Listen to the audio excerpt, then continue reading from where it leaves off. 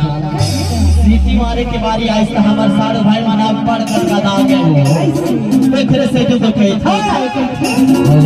मारे के बोला